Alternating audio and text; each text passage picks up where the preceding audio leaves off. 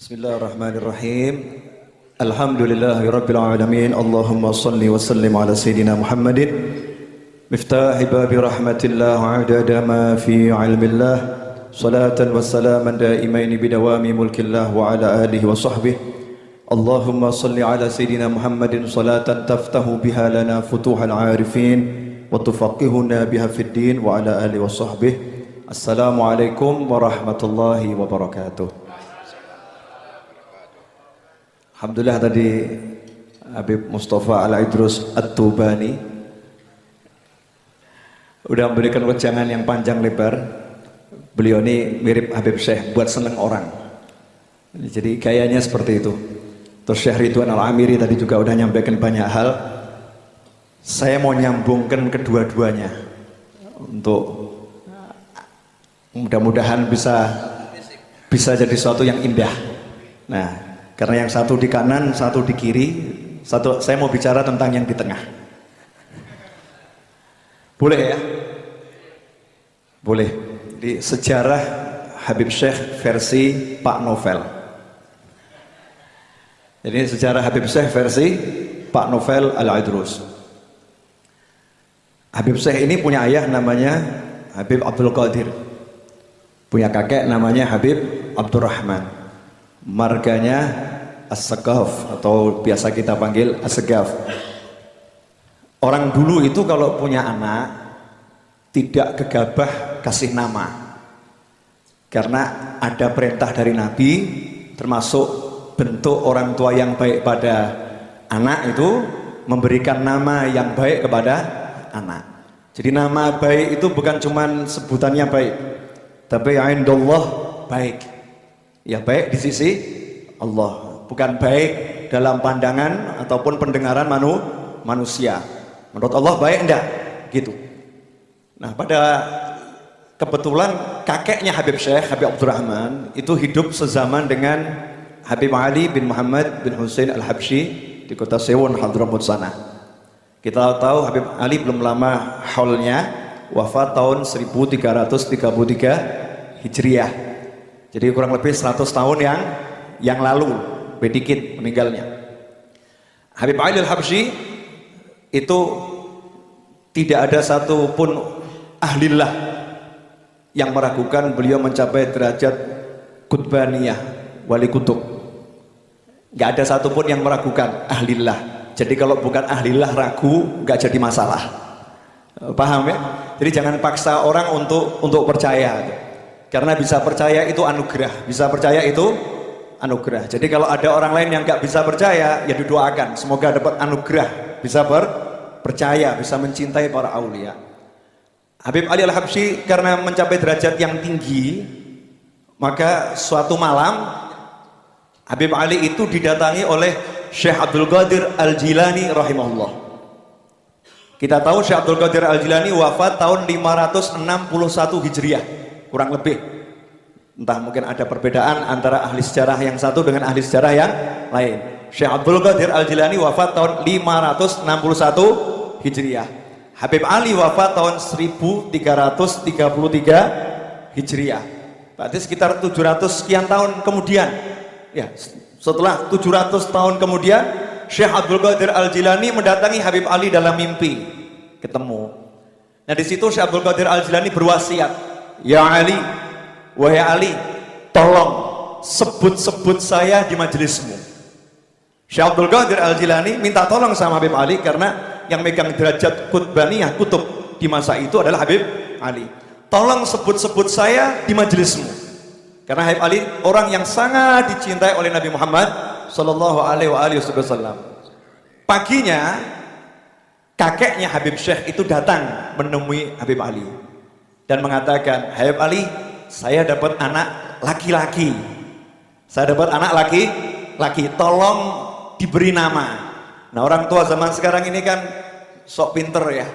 Kadang udah dikasih nama sama gurunya, dikasih nama sama kiainya, kasih nama sama habibnya gitu ya. Terus merasa namanya kurang cakep, terus ngarang sendiri.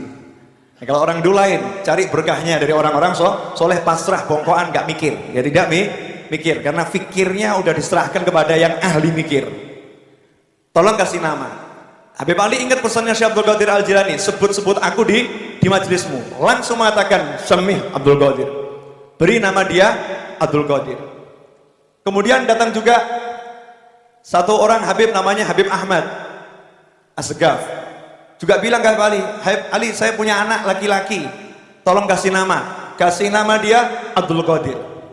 Dua Abdul Qadir yang saya sebut ini, yang satu Habib Abdul Qadir bin Ahmad Jiddah almarhum, merupakan tokoh senior para habaib yang beberapa waktu silam meninggal. Kemudian yang satu lagi ayahnya Habib Syekh Habib Abdul Qadir bin Abdurrahman As-Segaf. Lantas siapa ayah beliau? Ayah Habib Syekh ini, saya masih kecil wafat ya ayah Habib Syekh. Ayah Habib Syekh ini hidupnya ngimamin masjid, ngurus masjid, cari dana mati-matian untuk bangun masjid. Hidupnya sederhana, semua waktunya dibaktikan untuk masjid. Maghrib sampai Isya tadarus Al-Quran dan dilanjutkan sampai sekarang di Masjid Jami' Asgaf, gak putus. Itu ayahnya Habib Syekh tadarus bainal maghrib wal Isya. Nah, yang saya penasaran tuh sampai sekarang, saya pengen dapat jawaban dari ayahnya Habib Syekh, cuman belum dapat. Maksudnya minta mimpi terus dijawab gitu ya, belum dapat. Kenapa ayah beliau ini ngasih nama cuman Syekh gitu, kok pendek gitu namanya. Oh, cuman Syekh gitu kan. Saya ini versi Pak Novel, saya hubung-hubungkan, itu doa dari ayahnya. Kenapa? Karena ayahnya udah namanya Abdul Qadir, jadi kalau disambungkan Syekh Abdul Qadir, Syekh Abdul Qadir, mungkin ayahnya pengen anaknya mewarisi apa yang dimiliki oleh Syekh Abdul Qadir Al-Jilani rahimahullah. Ini saya sampaikan bukan di depan Habib Syekh, baru sekarang saya sampaikan depan beliau. Saya keliling Indonesia dan sampai ke Hongkong, dimanapun saya cerita tentang ini, beliau nggak ngerti. Cuman sekarang beliau harus ngerti gitu ya. Semoga diamini sama beliau nih ya, semoga diamini. Itu Habib Syekh. Nah, Anda boleh buktikan. Makanya kadang ada orang ini ziarah jauh-jauh. Kalau saya menyarankan di Solo ini ada makam-makam wali-wali besar, udah nggak usah repot-repot, deket. Tuh di Masjid Riyad ada makam, di Gambutan itu ada makam, di Tipes itu ada makam, di Nglumprit ada makam. Ya kalau yang di Tipes ini satu saja, di Tipes itu punya wali-wali besar, aulia besar. Satu ayahnya Habib Syekh. Demi Allah sampai hari ini saya cari manakib wali yang seperti ayah beliau belum ketemu. Cari wali yang meninggal hari Jumat ada. Betul. Yang meninggal ketika sholat ada. Yang meninggal ketika sujud ada. Yang meninggal ketika jadi imam ada. Tapi coba kalau digabung, meninggal hari Jumat, ketika sholat, mohon maaf, bukan sholat subuh, bukan sholat asar, bukan sholat maghrib, bukan sholat isya, tapi afdol sholatnya yang wajib untuk seluruh umat Islam, yaitu sholat Jumat. Meninggalnya hari Jumat dalam kondisi sedang sholat Jumat. Ini kalau kita hitung di dunia jumlahnya semakin kecil enggak? Cari di Google coba nanti. Cari di Google ya. Ketemu berapa orang nanti? Insya Allah nggak ketemu. Meninggal hari Jumat, sholat Jumat, posisinya dalam keadaan sujud. Itu nanti kalau kita search di Google, mesin pencarian Google, jumlahnya akan semakin sedikit. Jumat, ya kan? Sholat Jumat, sujud. Sujudnya bukan sujud pertama, bukan sujud kedua, bukan sujud ketiga, tapi akhir sujud, sujud yang terakhir. Jumlahnya semakin sedikit. Hari Jumat, ketika sholat Jumat, sujud yang terakhir jadi imam, saya belum ketemu. Saya belum ketemu. Itu enggak seberapa. Saya kan terus melakukan penelitian tentang ayah beliau. Ternyata sebelum meninggal udah pamit dulu sama keluarganya. Mau berangkat ke masjid gak balik. Ganti baju baru, kaos baru, sarung baru, semua serba baru, bilang ini mau meninggal dunia. Sampai di masjid di shaf kedua, saya masih ingat kisah dari Al-Habib Muhammad Najib bin Toha bin Abdul Segaf, Habib Najib itu. Beliau mengatakan, saya posisi di shaf kedua dipanggil sama Habib Abdul Qadir. Ya Najib, ta'al. Kamu hari ini sholatnya di shaf pertama persis di belakang saya. Nanti kalau terjadi sesuatu dengan saya dalam sholat, tolong gantikan saya. Ibn Najib masih muda waktu itu. Artinya udah pesan. Yang saya kaget, Baru 2-3 hari yang lalu ada tamu ke rumah saya, salah seorang anak dari Habib Hadi Asgaf, anak dari Habib Hadi Asgaf Jakarta, Indo, pernah tinggal di Solo. Habib Hadi ini salah satu teman baiknya ayah Habib Syekh. Ternyata satu hari sebelum meninggal, jadi hari Kamis, ayah Habib Syekh itu main ke rumah Habib Hadi dan mengatakan, ya akhi, besok saya mau meninggal. Besok saya mau meninggal. Carilah di dunia ini seorang wali yang meninggal di hari Jumat, sholat Jumat, sujud yang terakhir, jadi imam dan pamitan dulu sebelum meninggal dunia. Belum ketemu, makamnya di Tipes. Makamnya di Tipes tuh deket tuh sama Lotemat. Datang tuh Jumat ke sana ziarahin. Wali Songo dikelilingin, wali yang satu ini kita cari nggak ketemu, tapi kita jarang ke sana. Betul atau betul? Betul atau betul? Ya, ziarahin. Walaupun kita udah ketemu sama putranya, itu akan sangat menyenangkan orang tuanya juga kalau kita ziarah ke sana. Sampai di sini jelas. Jadi kalau Habib Syekh begini kan pantas ya. Saya punya satu rahasia lagi yang udah lama saya pendam, malam hari ini mau saya sampaikan. Boleh Beb ya? Insya Allah nggak jadi fitnah. Almarhum Habib Anis itu beberapa kali diundang Habib Syekh untuk hadir maulid di Mertodranan, maulid tahunan beliau. Cuman beberapa kali berhalangan nggak hadir, betulnya Beb ya? Malam-malam Habib Anis dalam kondisi yang kurang sehat. Saya duduk dengan beliau persis di ruang dalam di depan televisi. Habib Anis lagi duduk, saya duduk di seberangnya gitu. Tiba-tiba Habib Anis kemudian berdiri, terus saya nanya, mau kemana Habib? Mau ke tempat Syekh. Kemudian saya bututin masuk kamar, beliau ambil ridaknya seperti ini ya. Kemudian beliau berkata, dan ini perlu saya sampaikan biar orang tahu, beliau mengatakan, malam ini saya akan lantik Syekh jadi Habib, jadi kalau saya meninggal dunia nanti di Solo ada yang bisa dipandang, di Solo ada yang bisa dipandang. Saya sebutkan semua ini sebagai wujud syukur ya, biar anda semua bisa bersyukur adanya Ahbabul Mustafa, adanya Bustanul Asyikin. Anda di tempat yang benar gitu loh, di tempat yang tepat, di tempat orang-orang keturunan orang-orang soleh. Ini ayahnya meninggalnya nggak ada duanya di dunia ini. Jadi kalau kita nyambung sama anaknya, insya Allah kan anaknya bisa ngomong sama bapaknya, bah itu teman anak, bah tolong itu bah, ini Habib Mustafa nih sahibi, bah tolong nih bah, ini ada novel nih Al-Gadrah ini, novel yang Gadrah ini sahib saya nih bah, tolong nih bah, tolong di apa namanya, diberi syafaat juga. Itu satu. Saya bilang tadi ada dua. Yang kedua, masalah sholawat. Ini Syekh Ridwan Al-Amiri ini muridnya Habib Umar bin Muhammad bin Salim bin Hafid. Dan perlu umat Islam Indonesia dan dunia mengerti, dulu gak ada yang kenal Habib Umar bin Muhammad bin Salim bin Hafid, gak ada. Habib Anis duduk di Zawiyah Masjid Riyadh baca kitab Tajul Aurus karya Habib Ali bin Husain Al-Attas sampai khatam. Kemudian beliau berkata kepada jamaah yang ada di situ, kita akan ziarahi orang-orang yang kita baca ini ke Hadramut.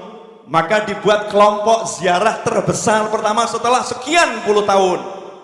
Dan beliau mengatakan, saya akan cari anak muda yang alim, yang bisa ceramah, akan saya bawa ke Indonesia. Agar anak-anak ini belajarnya ke Hadramut, bukan ke negara yang lain, agar nyambung lagi hubungan Indonesia dan Hadramut yang sudah terputus. Datang Habib Umar, gak ada yang nyapa, gak ada. Habib Umar, Habib Ali Jufri, dan Habib Muhammad bin Ali bin Abdul Qadir Munsib. 3 orang ini. Yang saya tahu 3 orang ini. Yang pokok Habib Ali Al-Jufri, Muhammad bin Ali Munsib, kemudian Habib Umar bin Hafid. 3 orang ini kemudian setelah Habib Umar ceramah, Masya Allah, kaget orang-orang. Habib Anis berkata bahwa ini Habib Umar ke Jawa Timur, datang ke pesantren-pesantren, naik mobil saya, jangan izinkan satu orang pun masuk mobil ini, siapapun orangnya, kecuali bertiga ini. Biar yang 3 ini bisa nyaman di mobil, nggak disuk-suk orang.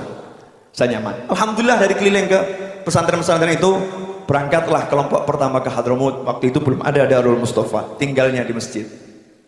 Tinggalnya di masjid. Sampai terbentuk pesantren, sampai sekarang Alhamdulillah. Ini murid-murid Habib Umar tersebar luas di seluruh penjuru dunia. Yang mau saya nukil adalah ceramahnya Habib Umar bin Hafid jelaskan sholawat. Habib Umar nanti bisa dicari di YouTube, ya bisa di-download di YouTube. Menceritakan di Syria sana ada seorang ulama yang didatangi seorang wanita. Wanita ini nangis luar biasa. Kemudian sang ulama bertanya, kenapa kamu kok nangis? Kenapa? Apa dosa saya? Apa salah saya? Saya ini maksiat saya apa? Kenapa kamu berkata begitu? Saya udah 3 hari nggak mimpi bertemu Rasulullah SAW. Saya udah 3 hari nggak mimpi Rasulullah, nangis terus ini. Nah, ulama nanya ini tadi, lah biasanya kamu mimpinya berapa waktu sekali? Tiap hari saya mimpi Rasulullah SAW. Perempuan ini. Kemudian ulama tadi nanya, wiridmu kok bisa mimpi Rasulullah tiap hari ini? Baca sholawat berapa kali? Enggak banyak. Setiap hari saya cuma baca 15.000 kali sholawat. Enggak banyak. Ada yang sanggup nyontoh? Enggak ada kan? Belum ada. Nah ini tadi dibaca 40 sholawat pilihan. Kalau tiap Rebo hadir di sini ikut baca sholawat, ikut baca tapi ya. Kadang nih jamaah majelis dzikir ini majelis bungkem, enggak dzikir ini. Majelis dzikir tapi jamaahnya ikut dzikir. Ini kan masalah ini. Habib Syekhnya teriak-teriak, ayo sholawat, yang lain mantuk. Enak ya, zen. Masya Allah. Enak, suaranya enak. Yang lain jadi bungkem. Ini majelis dzikir. Majelis dzikir itu ya semua ikut berzikir. Yang belum punya bukunya ya cari bukunya. Kalau dijual ya dibeli. Kalau nggak ada ya difotokopi. Kemudian dibaca, diteriakkan dengan suara yang keras.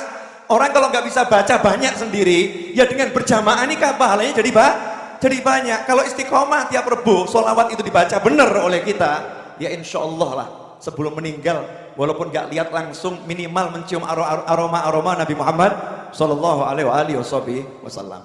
Itu yang dapat saya sampaikan. Sepurone ingkang kathah. Ini Pak Novel bisanya ngomong begini.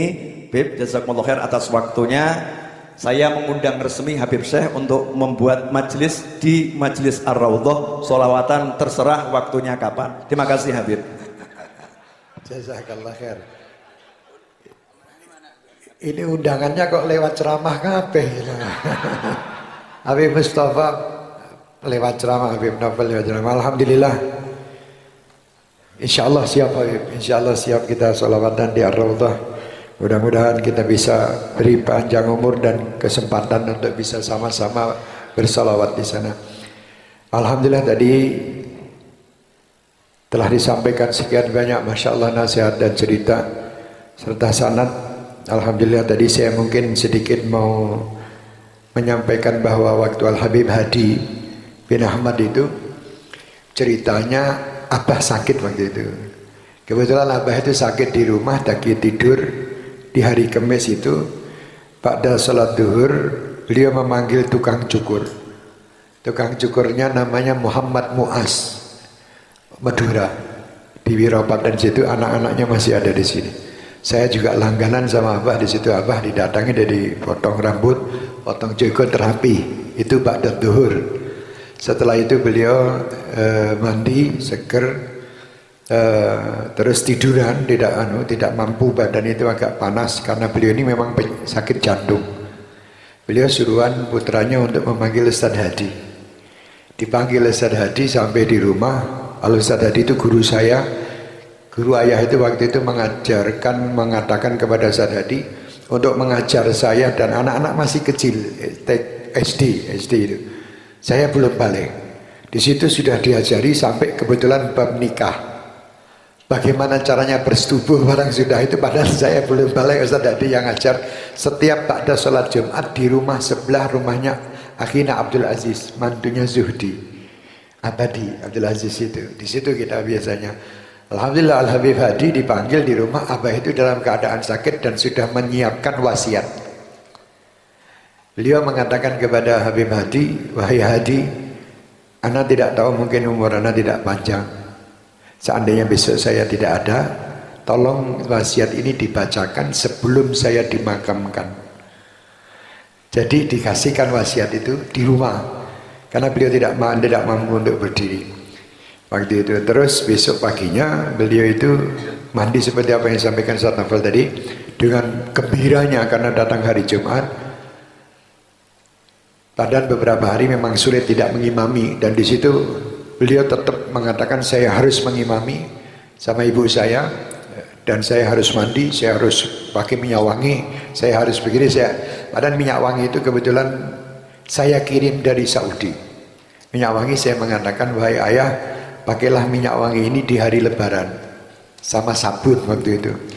Dan di hari itu dikeluarkan minyak wangi itu dan sabunnya. Ibu saya melarang, kan disuruh pakai di lebaran, kenapa dipakai sekarang? Kata ayah, kan ini juga lebaran, Jumat ini hari raya bagi umat Islam, kita pakai. Dan subhanallah itu minyak wangi itu saya tidak punya duit waktu itu, saya pakai bawa minyak wangi yang sangat murah, namanya masih ingat saya, Aqua Brava. Satu botol besar itu harganya 15 rial waktu itu. Saya pikir sok penting murah, meriah, gede itu. Saya kasih, dipakai separuh itu minyak wangi, bukan semprotan sehabangan itu.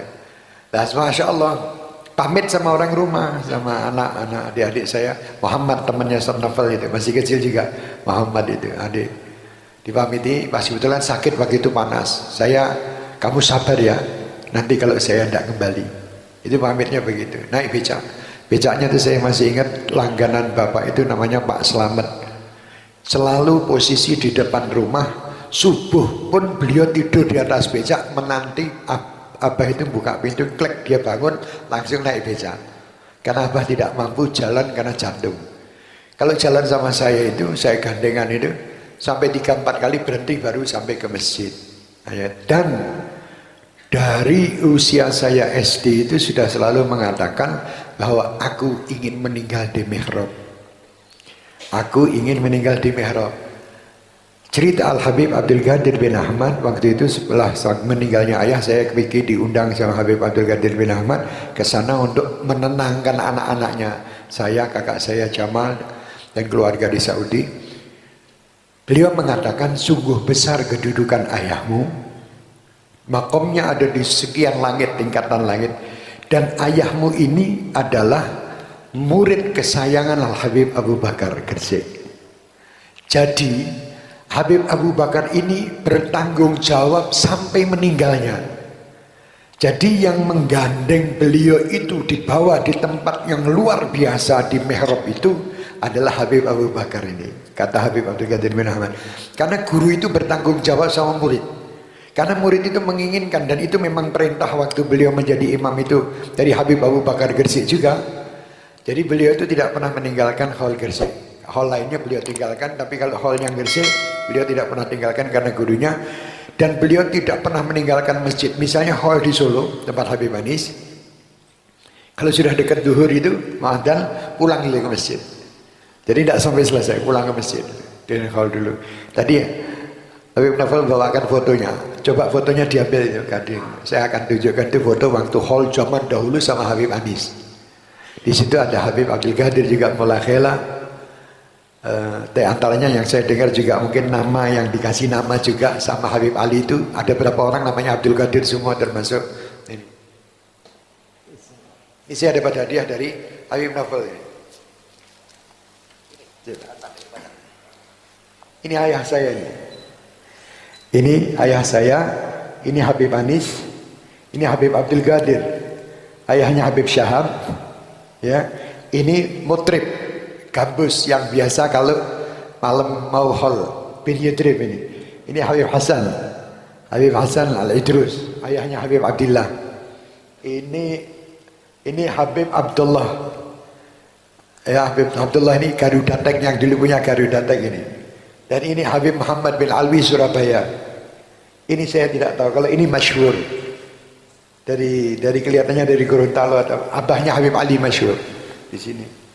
Jadi ayah posisinya dulu gini. Jadi hallnya dulu yang di sini yang lebih tua-tua. Jadi Habib Anis ini masih muda juga. Jadi duduk di sini. Ini kalau salah Habib Hadi ini. Kelihatannya Habib Hadi bin Ahmad ini. Ya kelihatannya ya. Hadi bin Ahmad. Di sini Masya Allah ini masih hitam putih. Ini Habib Abdul Qadir juga namanya. Ini Habib Abdul Qadir juga Pak Qadri Hasan. Jadi ini ayah ini waktu itu. Jadi subhanallah, itulah cerita Habib Abdul Qadir bin Ahmad kepada kita-kita bahwa itu jazakallah, terima kasih Habib Nafal, terima kasih dikasih itu. Itulah ceritanya seperti itu. Dan insya Allah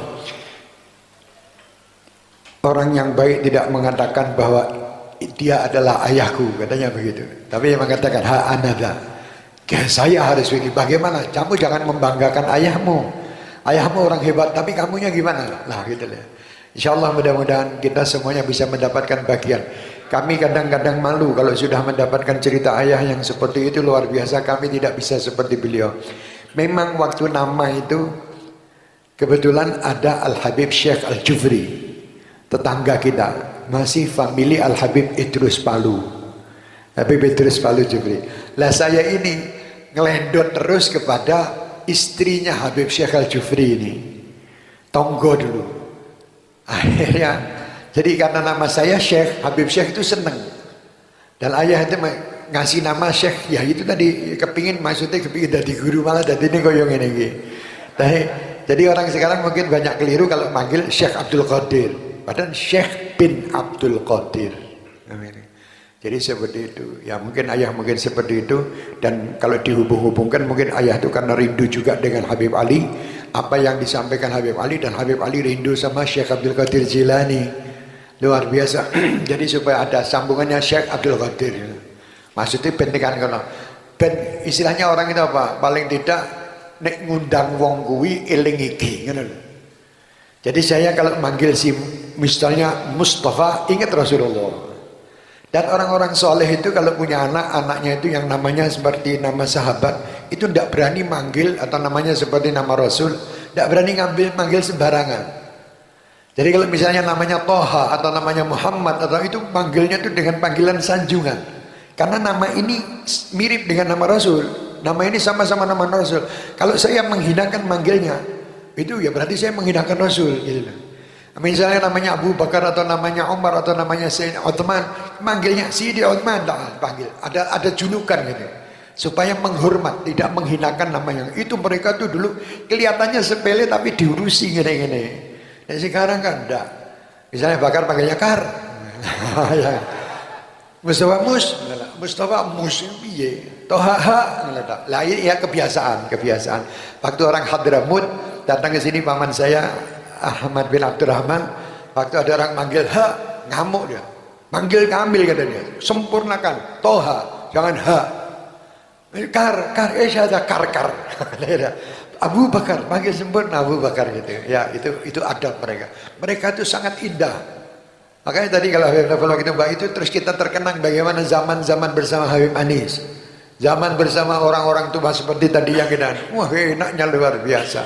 Mereka ini orang-orang manja dan orang-orang yang tahu memanja juga. Jadi mereka manja kepada Allah dan Rasulnya, kita dimanjakan sama mereka. Untung ngawai dewi kecil ketemu Habib Anis. Coba tidak ketemu orang seperti beliau, saiki ketemu siapa nih sehingga yang ngono. Sulit cari orang-orang seperti begitu. Alhamdulillah, mudah-mudahan akan terus timbul orang-orang yang hebat. Seperti alhamdulillah beliau, masya Allah, doakan Habib Novel, doakan Habib Mustafa, doakan Habib Ridwan kita, Syekh Ridwan kita, doakan Habib Husin, doakan semua pendakwah kita doakan. Bismillah kita jalan bersama-sama di langkah Rasulullah SAW. Jadi setapak demi setapak kita sampai ke Rasulullah. Nanti kita digiring sama Rasulullah. Ayo bareng-bareng. Masing-masing mempunyai kelebihan dan kekurangan. Kekurangan yang satu ditutup dengan kelebihan yang satu, insya Allah jadi sempurna. Ya, insya Allah mudah-mudahan seperti itu. Jazakumullah khair. Saya terima kasih dan malam ini sangat gembira sekali. Rumongso kuwi wis duwe bola kaya ngene iki saku adem ngene. Ya udah ngadem. Tadi uang ini duwe bola-bola. Saya ini dulu waktu nek acara Habib Novel mungkin sering lihat. Kalau acara pas malam Mas Maulid di rumah dengan di Metro Jalanan, kunci saya itu Habib Anis toh. Agar Habib Anis seneng, panitia kabeh seneng. Agar Habib Anis ana A, I, sithik ora cocok, panitia kabeh tak seneni. Panitia sudah deg-degan, pokoknya piye Habib Anis harus seneng. Pagi itu saya tidak tidur semalam, pagi tidak tidur, marani Habib Anis di toko. Jam 9, setengah 10, jam 10 Habib Anis di toko itu. Nah di situ saya masuk, assalamualaikum, pura-pura Arab tukul, biasa. Assalamualaikum, saya mau tahu komentarnya apa. Wah, tadi malam ajib ya Syekh. Zen, soundnya bagus, ininya bagus. Nah, panitia siap, ayo seneng-seneng. Pokoknya kalau Habib Anis bilang dak, elek, boleh itu gelone kayak apa. Dan terakhir itu luar biasa waktu itu, betul apa yang dikatakan Habib Novel dari Habib Manis dalam keadaan tidak enak badan dari Jakarta itu, pusing dan terlambat, datangnya terlambat. Tapi terus waktu saya sampaikan mic-nya itu, Habib Manis, ajib, ya khair syekh, ya khair mic, ya zain, sot zain.